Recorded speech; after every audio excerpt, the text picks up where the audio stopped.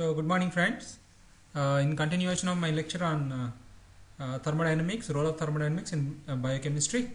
So, I continue that with the new topic, that is bioenergetics, where we'll discuss in detail about high energy compounds.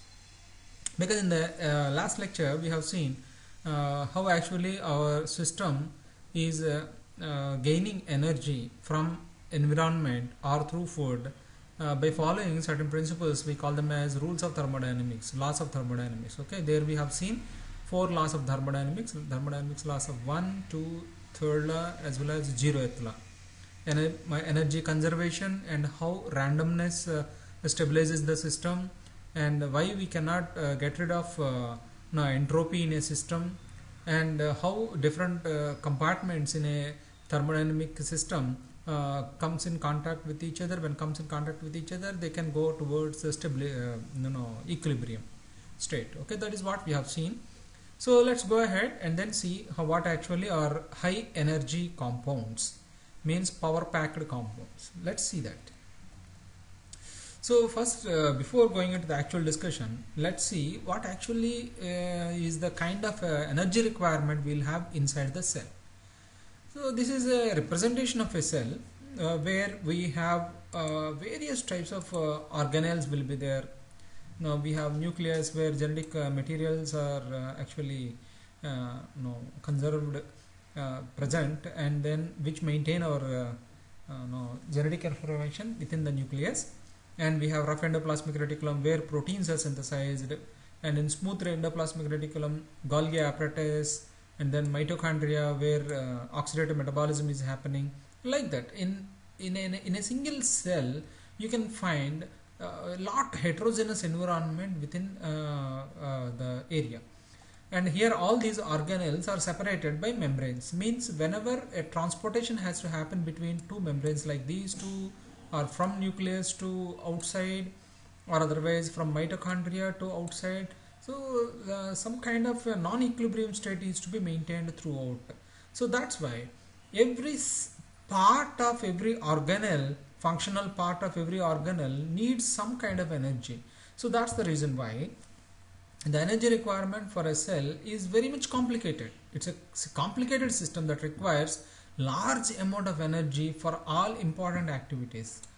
And these activities like maintenance of non-equilibrium condition. Okay, so let's say if a food material has to cross this membrane, so we need to have non-equilibrium condition on either side. Let's say we have saturated condition inside the cell, then it would not require any kind of food material. So that's not the case, because when cell is alive and some functions are happening, the food will be consumed, so thereby energy is produced, and that energy will be utilized for one or the other productive activity within the cell. So that's the reason why all the time non-equilibrium condition will be established, and for this mobility we need to maintain non-equilibrium condition, means ion concentration, protein concentration, functionality, oxidation reduction potential within the cell and outside the cell. So they are completely different. So this maintenance of non-equilibrium condition needs energy. Then as a part of this, active transportation of material across the membranes is a very common phenomena that we observe. So for there we can find different types of transportation, but active transportation needs energy. And then certain biochemical reactions needs energy, like in the last lecture we have seen in some of the reactions will happen almost instantaneously, because the free energy difference, that delta Z value, is on the negative side. But when it is on the positive side, it needs energy to be pumped inside for the reaction to happen. And in some cases, biomolecules that are existing in the cytosol, to get them ready for the metabolism, we need to activate them. So there also, like a glucose to glucose 6-phosphate, so there also we need energy. And then cell signaling. Okay, cell signaling needs energy. Okay, if a cell is to transmit a signal, it happens via through chemical signaling only. So this chemical signaling means it has to get activated, and then that is translated into a chemical molecule, and that will be released into the environment, through which it will communicate with the next cell. So the entire process needs some work to be done. So this work needs energy. So muscle contraction is one of the physiological function that we can easily perceive. So all these functionalities are not the same.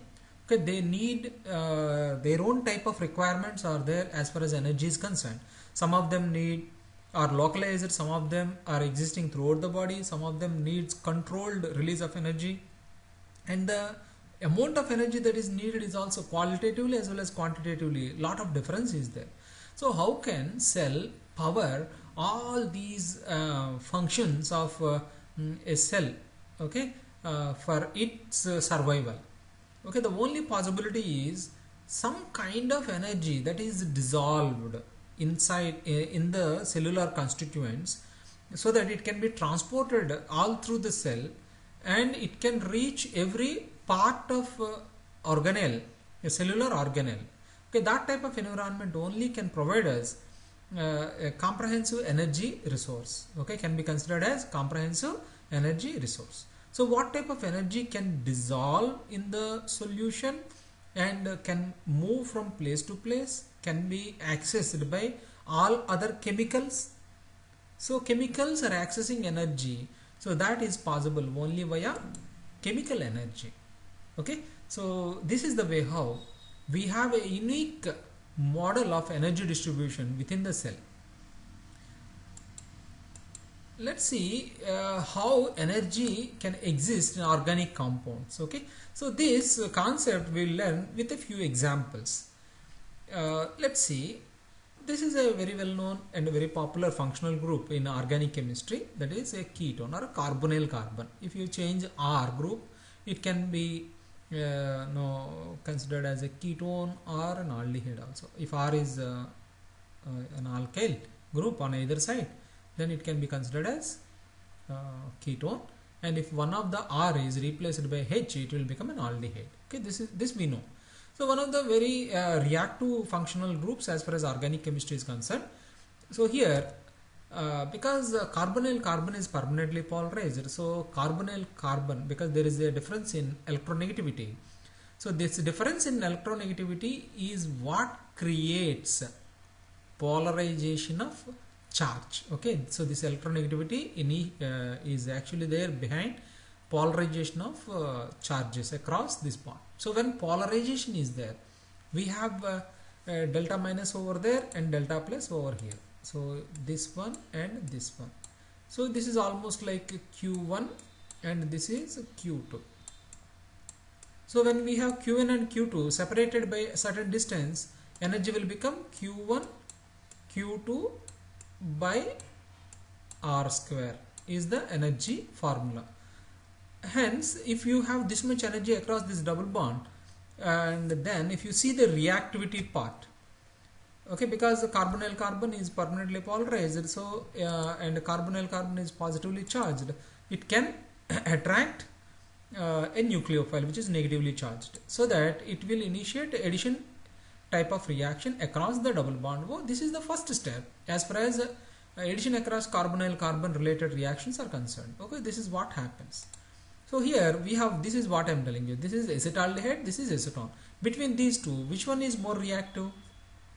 So here, instead of we are discussing both qualitative and quantitative contribution of energy towards reactivity. Okay, so here we have acetaldehyde, so here we have acetone. Because in case of acetone, we have methyl groups attached to carbonyl carbon. Okay, this carbonyl carbon is flanked by two methyl groups. Both methyl groups are electron donating groups, so they donate electrons, so there is positive inductive effect is there. So that electron donating capacity of carbonyl carbons are going to reduce the positive charge on this carbonyl carbon. So this delta plus value across this C double bond of ketone is far less. So when you reduce Q1 or Q2 value, the charge density, obviously the energy across this double bond is going to be energy of this dipole is actually going to be reduced.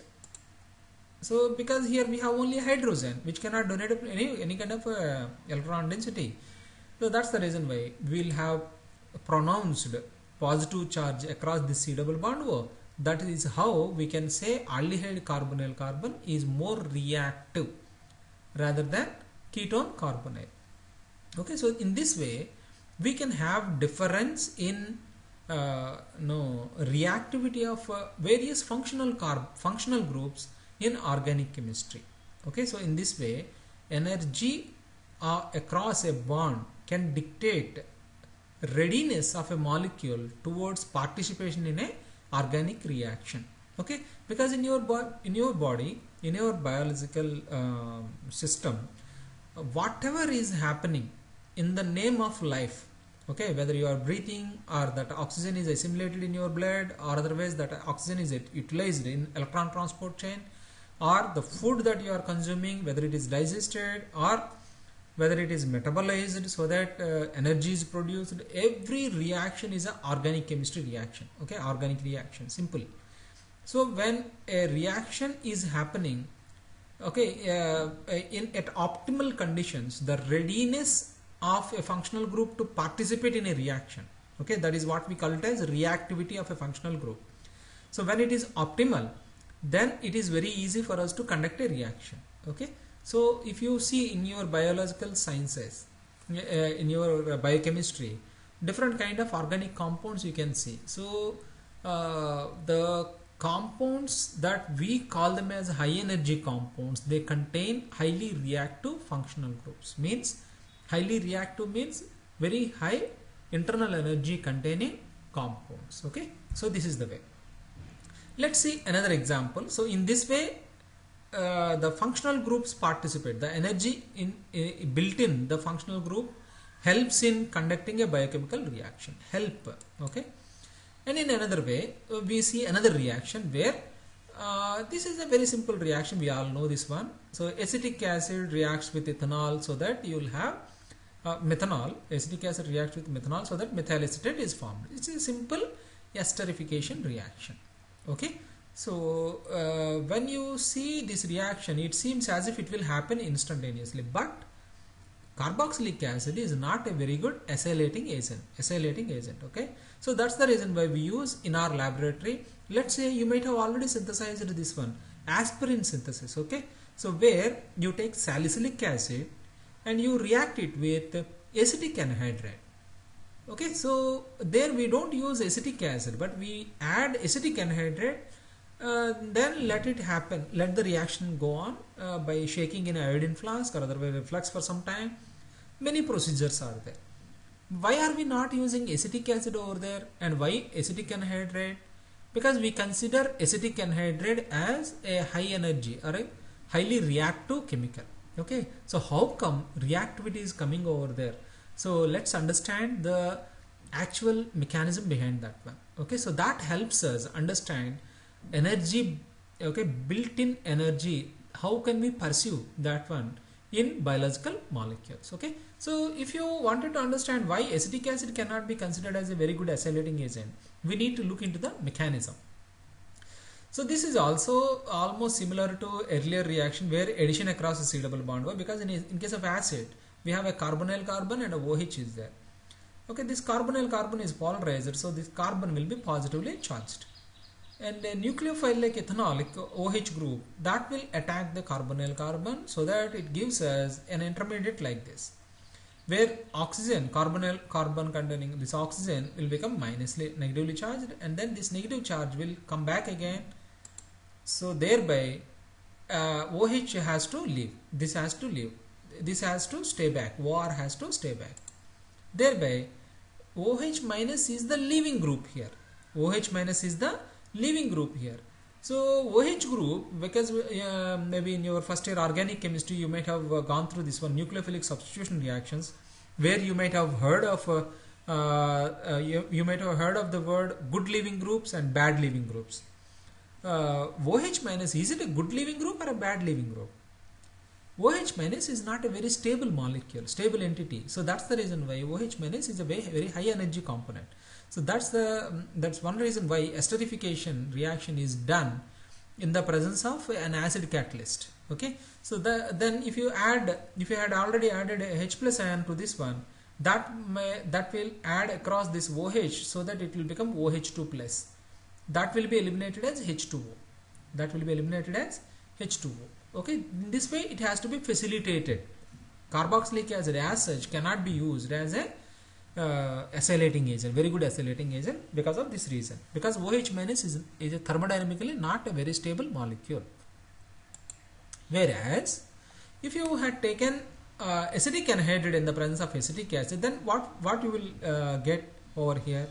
The same mechanism, same kind of addition, and here what is the leaving group? Acetate anion, acetate anion. Okay, so this acetate anion is a stable molecule because the negative charge can flip from this oxygen to this oxygen through mesomeric effect, or otherwise rearrangement or resonance stabilized picture. So here what you will get, CH3, C, O and O. Okay, so you will have delta minus over here. So this type of resonance stabilized structure will come in case of carboxylate anion, which is a lot stable. So this is the reason why acetic acid acts as an acid. Okay, that is even preliminary thing that we know already. Okay, acetic acid acts as an acetic acid because even by losing a proton, this acetate anion, whatever we are getting, is stabilized because of resonance stabilized picture like this. Okay, because the negative charge is not staying on one oxygen, it is moving from place to place. So when oxygen can be delocalized, obviously stability will come into the system. Okay, so in this way acetic anhydride is actually acting as a very good reagent, So why it is so? In another way we can see it, because in this mechanism it is pretty clear. In another way, why it participates in this reactions is, why it is considered as a high energy compound is this one. Okay, so here if you see this one, where CH3, C double bond O, C double bond O, CH3. We have one oxygen here, one oxygen here, one oxygen here. So all these three oxygens are electronegative in nature. So this carbonyl carbon as well as this carbonyl carbon, they are highly positively charged. So they try to withdraw electrons from oxygen in this way. Negative inductive effect will be there. So this oxygen is deprived of electron density. So that is an unusual situation where oxygen will become a lot more unstable. And in another way we can see it like this, because resonance stabilized structures of carboxylate anions, if you see, let's say 1, 2, okay, double bond O. So let's say here it should be possible O minus, and double bond usually comes on this side. We have an oxygen here, and then this is it, enolization of carbonyl carbon. This is one of the resonance stabilized picture you will see in case of carboxylic acid, because the double bond flips from one oxygen to another oxygen.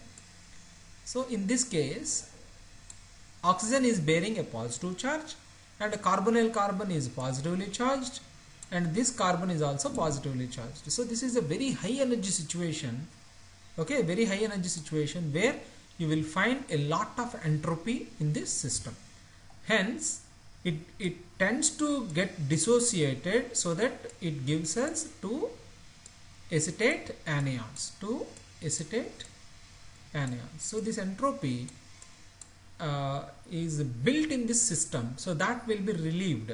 Okay, because here a lot of orderliness is there, so less entropy will be there. So here it gets disorderliness, as well as because it is relieved of this steric hindrance, or otherwise stress over here, because of so much of positive charge build up over here. So in this way, an anhydride bond, or in any other kind of bond where this type of energy built up is there, entropy, enthalpy, if you can perceive, those type of bonds are highly reactive, highly energetic. So when a reaction has to happen, if that reaction needs energy to proceed further, these substrates will provide reactive species like acetate anions, not acetate anions. So this one, CH3, C double bond O. Okay, this ion, which is a reactive acylating species, acylium ion, as well as energy. By breaking up this energy, it is going to relieve a lot of energy, so that it also provides energy, reactive species as well as energy. So in this way, molecules with typical functional groups like this, where a lot of focus of energy is there, okay, these kind of situations are considered as high energy situations, and those molecules which carry this type of functional groups are considered as high energy molecules. Okay, acid anhydride bonds are high energy bonds. Okay, I hope you have understood the concept of high energy bonds in organic compounds.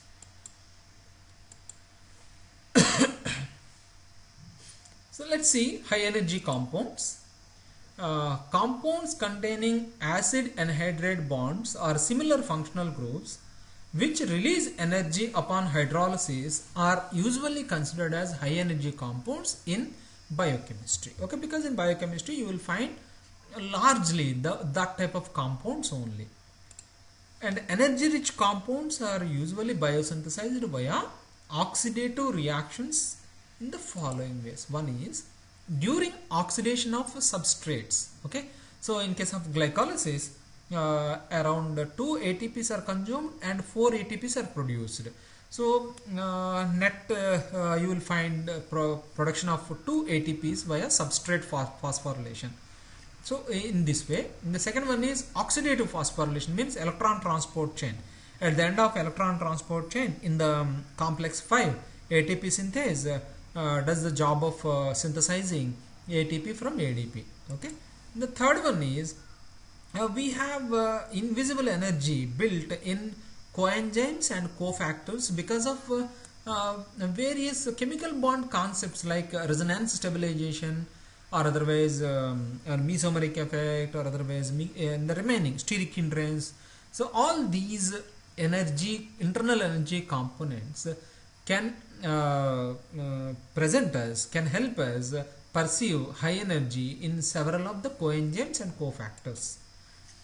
And transfer of high energy bonds from ATP to other substrates. Okay, so this is also possible, because let's say if you wanted to activate a compound, okay, so that compound will be added with high energy compounds. So it is almost like this, because glucose, if you wanted to activate glucose, you simply add a reactive functional group like phosphoric acid group onto glucose. So glucose is converted to glucose 6-phosphate by hexokinase enzyme. So in this way, glucose and glucose 6-phosphate, if you compare both these things, glucose 6-phosphate has a lot more energy, internal energy, than glucose because of this phosphoric acid ester bond. High energy bonds can be classified because we have quite a number of high energy bonds are there inside our body. In fact, every molecule is an energy body, okay, in my view. So a benzene is a very highly stable molecule, but phenol is a high energy molecule. So that's why it does some kind of unique chemistry it shows. So let's go ahead. So here the first and very popular functional group that we can see is a phosphoric anhydride type of compounds, bond containing compounds like ATP. And next one is enol phosphate bond, means enol means phenol. Enols are acidic compounds because proton exchange happens in keto-enol kind of tautomerism or enolizable functional groups. So that enol acts as an acid, so that if that is esterified onto phosphoric acid, so this enol phosphate bond can be considered as a high energy bond. Here phosphoenol pyruvate is the best example here. The next one is acyl pyruvate, acyl phosphoric acid. Acyl phosphoric acid means on one side we have carboxylic acid, on the other side we have phosphoric acid. Okay, carboxylic acid, phosphoric acid both react with each other. Upon dehydration you get an anhydride bond. Okay, so here 1,3-biphosphoglycerate in glycolysis you will find this compound. in this way. Okay, this acyl phosphate bond is a high energy bond. The fourth one is guanidinophosphate. Okay, so here some unique nature is there that we will discuss in the latter part of my lecture. So here we have phosphocreatine, thioester containing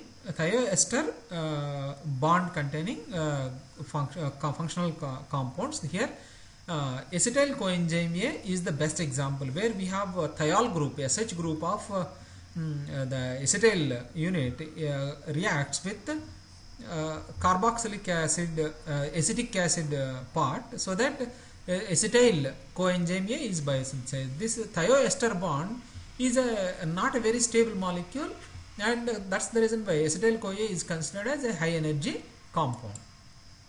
The last one is the miscellaneous compounds, because high energy bonds in these miscellaneous compounds, like in case of examples NADH or FADH2, the chemical bond theory can be applied over here. The various concepts that we have, like inductive effect, mesomeric effect, and various other concepts over there, they help us understand how various other organic compounds other than these anhydride bonds, why other compounds are also considered as a high energy compounds. So we will have a detailed discussion on these in the latter parts of my lecture. So let's go ahead into individual category. The first one is phosphoric anhydride bond, that means ATP. So this is adenosine triphosphate, where we have this entire part is adenosine, because this is adenine, and then here we have ribose unit, so both considered as nucleoside, adenosine. So here we have 3 phosphate units. Between these two phosphate units we have an anhydride bond. This is phosphoric acid and this is also phosphoric acid, so this is an anhydride bond, and this is also anhydride bond.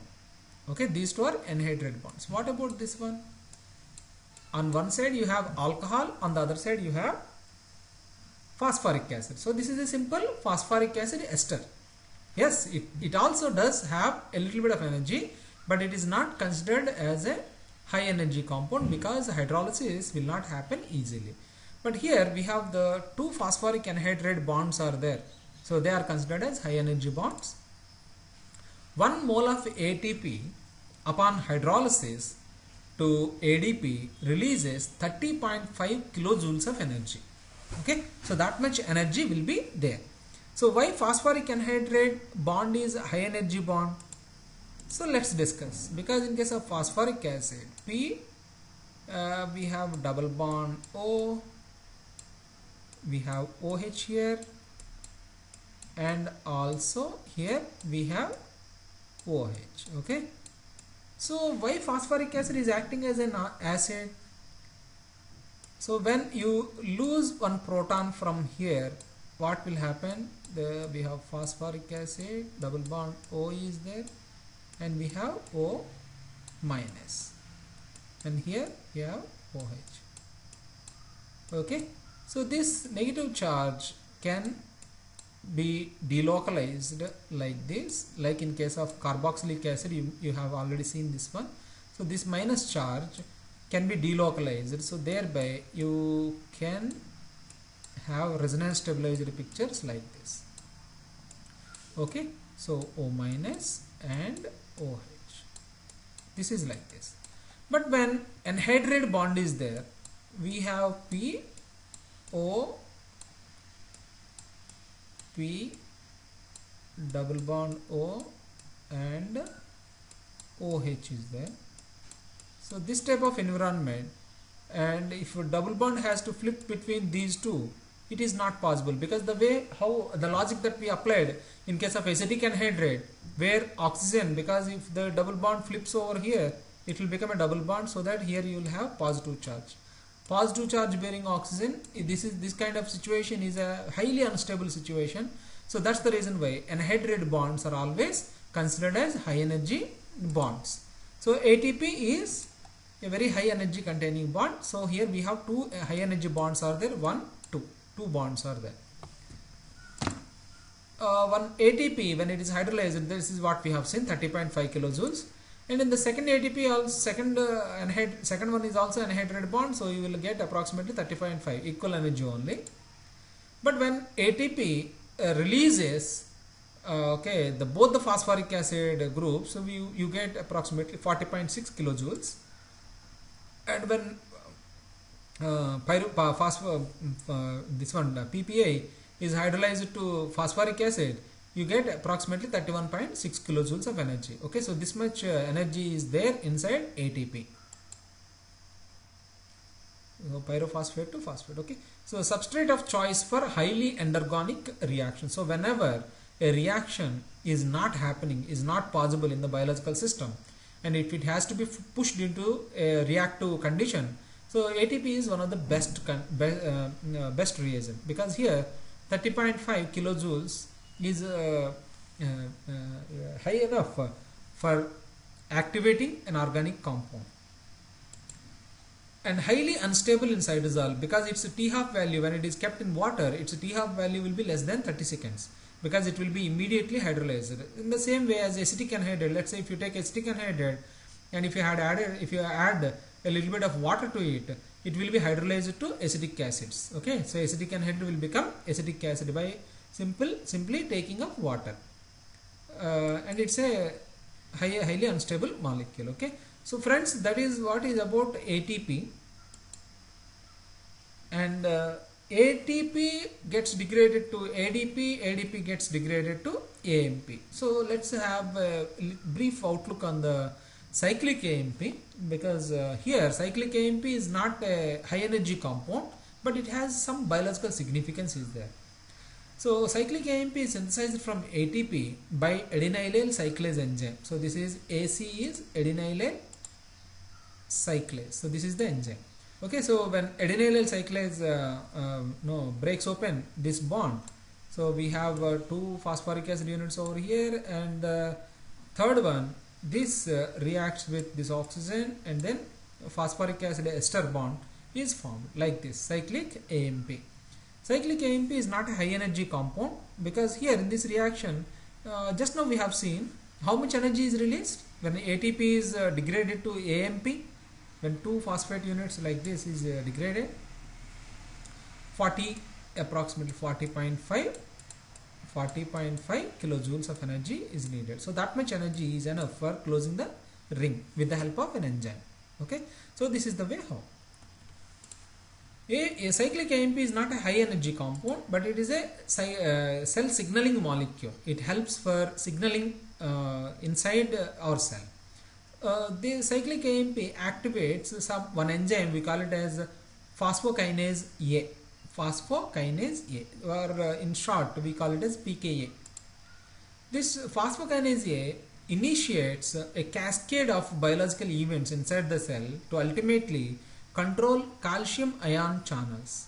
Okay, so both reserved calcium ions that are there in the reserves, as well as calcium ions that are there, the calcium transportation across the cell membrane, both are controlled by this mechanism, and this will either activate the cell or deactivate the cell. Okay, so because inside the cell, in some of the cases, by activating receptors or otherwise by activating certain mechanisms, they can cell activation and deactivation is possible through cyclic AMP mechanisms. Cell activation deactivation means like inflammatory responses, pain sensation, or G protein coupled receptor activity, like in case of alpha receptors, alpha adrenergic receptors or beta adrenergic receptors, where the receptor activity, communicates through inside the cell, because through receptor we communicate the signals. Okay, this receptor is coupled with the cyclic AMP related mechanisms. So in this way, cyclic AMP is a very versatile and ubiquitous cell signaling molecule present throughout your body in almost every cell. This cyclic AMP is actually deactivated by the enzyme, we call it as phosphodiesterase enzyme to AMP. Okay, phosphodiesterase enzymes are throughout your body in every cell. Wherever cyclic AMP is the cell signaling molecule, in all those cells phosphodiesterase enzymes will be there. So many phosphodiesterase enzymes are there. So PDE4 phosphodiesterase enzyme inhibitor, 4 inhibitors are clinically used. I hope you know certain drugs like apremilast, rofimilast. These are PDE4 enzyme inhibitors, which are very powerful anti-inflammatory drugs used in psoriasis. And PDE4 similar kind of drugs, phosphodiesterase enzyme inhibitors like sildenafil citrate is used for erectile disorder. Okay. The second type of high energy molecules are enol phosphate molecules. Here the example is phosphoenol pyruvate. So this is a very simple molecule. This looks like very simple molecule. You will see this molecule in glycolysis. This is actually a phosphate group is esterified onto an enolized hydroxy group. It is formed in the glycolysis reaction. This is energetically the richest and liberates around 61 kilojoules of energy per mole. Okay, 61 kilojoules. This energy rich phosphate group is transferred to ADP to synthesize ATP. So this is a reaction where substrate level phosphorylation happens in glycolysis. So this is one of the steps where substrate level phosphorylation happens in our cell. Because of this much huge energy that is there in this molecule, transfer of phosphate onto ADP is facilitated in this way. So the third one is acyl phosphate, means on one side you have carboxylic acid, on the other side you have phosphoric acid. So here the best example is 1,3-biphosphoglycerate. 1,3-biphosphoglycerate. So phosphate group is esterified onto a carboxylic acid group. This group upon hydrolysis releases 49 kilojoules of energy, and this is also huge enough to transfer energy onto a substrate level, can be used for substrate level phosphorylation. It is formed in the glycolysis reaction. The energy rich phosphate group is transferred from this one 1,3-biphosphoglycerate to ADP to synthesize adenosine triphosphate. So this is the second step, where this is one more step where in glycolysis substrate level phosphorylation happens. This type of bonds are also formed during activation of fatty acids or amino acids by ATP. Okay, because in case of fatty acid metabolism or amino acid metabolism, whenever and wherever acid group is to be activated, in case of fatty acid metabolism, fatty acids are transported inside mitochondria via acyl carnitine transporter pathway. Okay, carnitine reacts with phosphoric is supposed to carry the this one your fatty acid. So the fatty acids carboxylic acid group is not reactive, so that has to be converted to acetyl coenzyme A. So before that, in this process 1 mole of ATP is consumed. Okay, so this acylation, because phosphoric acids carboxylic acids or amino acids, when that carboxylate group is to be activated, 1 ATP is consumed in this way. Guanidino phosphate group. Here the example is phosphocreatine. This is the example of no, this is nothing but creatine phosphate. Obviously we all know this one. This one is a phosphoramide group. Okay, this is a very simple phosphoramide group. Amides are one of the highly stable molecules that are existing in our organic chemistry. Then how come guanidinophosphates are considered as high energy compounds? Is because of this. Okay, in guanidine, ketonal kind of tautomerism is possible. The double bond shifts from place to place. Okay, so this is an enamide. Okay, so this is an enamide, and here from here we have the amide group attached to this one. So this is an unstable molecule. So this is the reason why phosphate group, when it is amidated with guanidino group, guanidinophosphate groups are formed, which are high energy compounds. This group upon hydrolysis releases 45 kilojoules of energy. Okay, this is the reason why it is formed by reacting ATP with creatine. As I told you earlier, in ATP That ATP is a highly unstable molecule because when it is kept in water, it will be hydrolyzed within 30 seconds. So if you wanted to store energy in the form of ATP, it is not possible. So that's the reason why, because in case of skeletal muscle activity, let's say if you wanted to work for some time, your skeletal muscle activity is highly unpredictable. Okay, let's say you are walking on a road, then you met with some kind of a situation where you are supposed to run. So this running component is not actually in your program. So that's the reason why you are not very well ready with energy. So this is the reason why your skeletal muscles are supposed to keep some energy ready to be spent to meet these unplanned circumstances. Okay, like running on a road or otherwise responding to your friend's call, etc. Okay, and this one phosphocreatine is a lot more stable molecule than for ATP. That's the reason why you will find phosphocreatine in skeletal muscles only. Skeletal muscles are striated smooth muscles like cardiac muscles. You will not find creatine phosphate in free flowing blood, circulating blood. So this is present exclusively within the muscle cells. The fifth one is thioester bond, acetyl coenzyme A. So this is acetyl coenzyme A, where here we have the thioester linkase. So here we have the thioester linkase.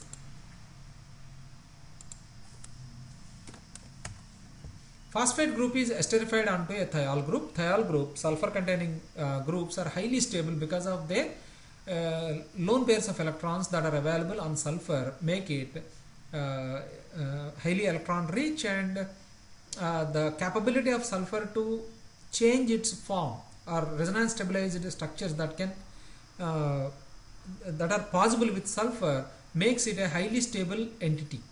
So that's the reason why sulfur containing bonds or sulfur as an entity is stable. So that's why sulfur containing bonds are very weak. So thioesters are highly high energy situation is there over here in thioester group. So this group upon hydrolysis releases 41 kilojoules of energy. Like acidic anhydride, this is a powerful supplier of acyl group like CH3CO+. Okay, so acylium ion can be generated. That's why acetyl coenzyme A's, when they are produced in large quantity in certain biological conditions like fasting condition. Okay, so acidic anhydride, this one acetyl coenzyme A, because it is highly reactive and there is a possibility of this one reacting with nucleophilic functional groups that are there inside your body. So that's the reason why acetyl coenzyme A will react with itself to give you acetoacetyl coenzyme A. So that is the origin for ketone bodies or ketoacidosis. So that we will discuss in the carbohydrate metabolism.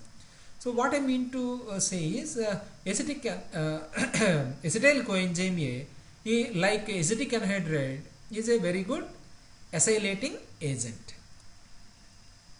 This is one of the principal energetical substrates of the cell. Acetyl coenzyme A is the input for Krebs cycle. Okay, and that provides maximum quantity of energy for our system when coupled with oxidative phosphorylation. The last one is miscellaneous compounds. Friends, here we have to understand other concepts also. Like here, if you see, this is NAD plus, this is NADH. Between these two, which is high energy compound?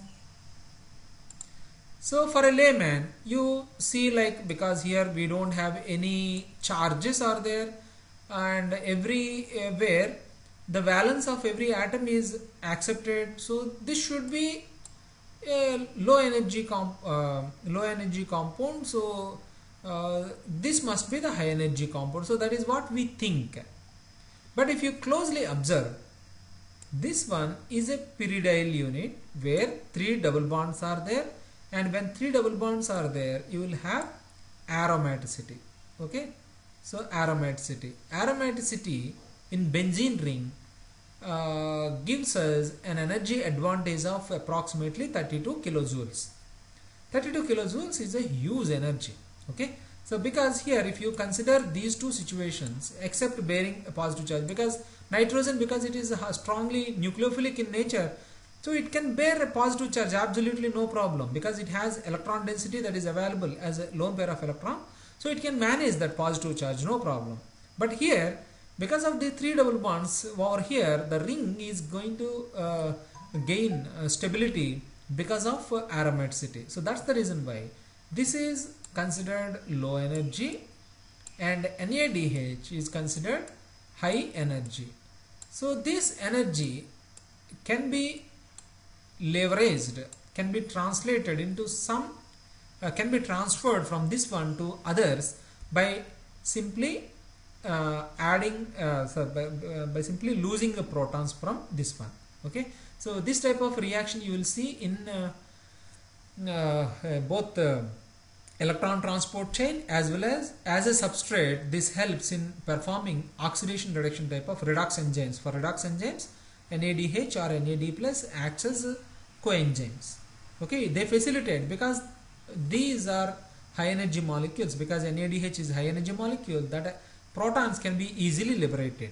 Okay, and another one that we have over here is FADH2. Okay, flavin adenosine dinucleotide or flavin adenosine dinucleotide dihydrate. So here you can see what type of stability you can see in case of FAD.